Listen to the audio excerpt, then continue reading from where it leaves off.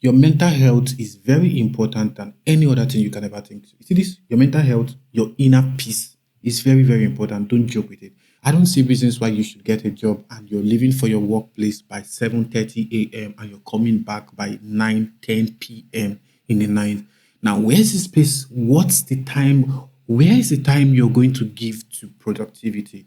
What's the space you're going to have for your self development and all that? Because you will definitely come back tired and you just go to sleep and then you wake up the next day 7 a.m. and you go to the workplace and you say because they pay you how much exactly? How much are they paying you? So people do this most of the times. And today I actually did find out why I see a lot of people making such kind of content. So today I resigned from my job and one of the major things I go to see, that's one of the things I see on the internet most of the time is people telling stories of how they resigned from their job and how the job was hectic and stuff like that. And in my mind, I'm like trying to understand why exactly would someone leave?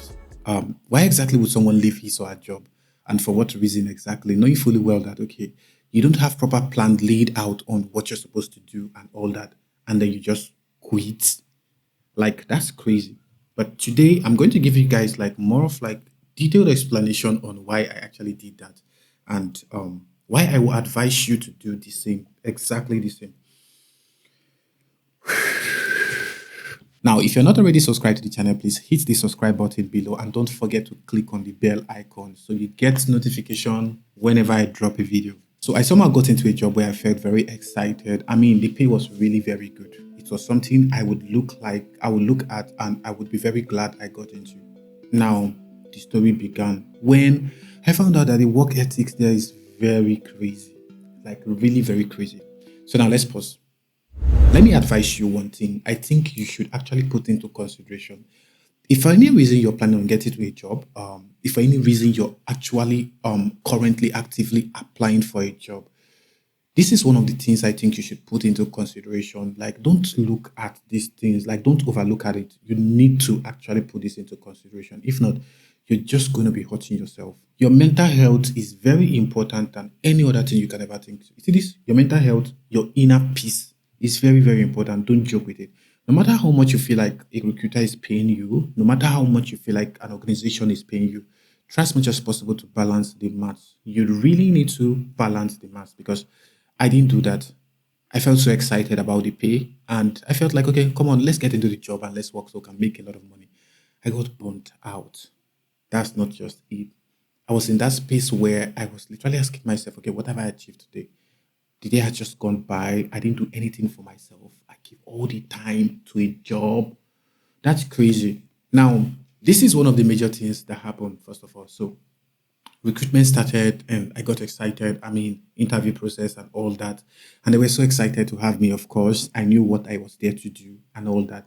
Then, boom, the story all started when I noticed that every day there's a meeting that lasts for 2, 3 hours. Every day there's a meeting that lasts for 2, 3 hours, like literally.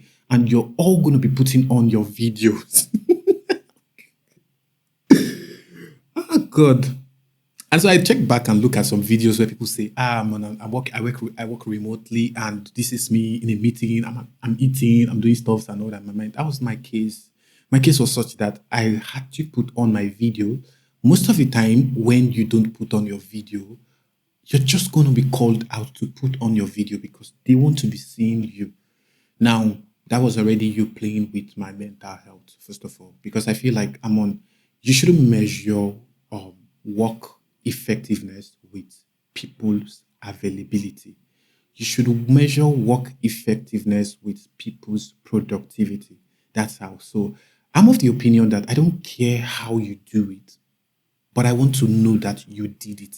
That is just it. So it doesn't matter, okay, this is supposed to be done, you did it this time, you did it this time. I want to know that, okay, this thing was supposed to be ready by 2 p.m. This thing was ready by 2 p.m. So whatever time you did it and all that, I don't think it really matters, right? But when the hosting started, it was now in that phase where they felt like, okay, I was going to be attending all this meeting, and I felt like, no, this is me coming in as a brand positioning manager. This is me more of like working in the digital aspect, like everything that has to do with the media and all that. So you definitely don't need my presence. So why am I in a meeting every day? Why am I in a meeting for 3 hours? And why exactly should I be in the meeting in the first place?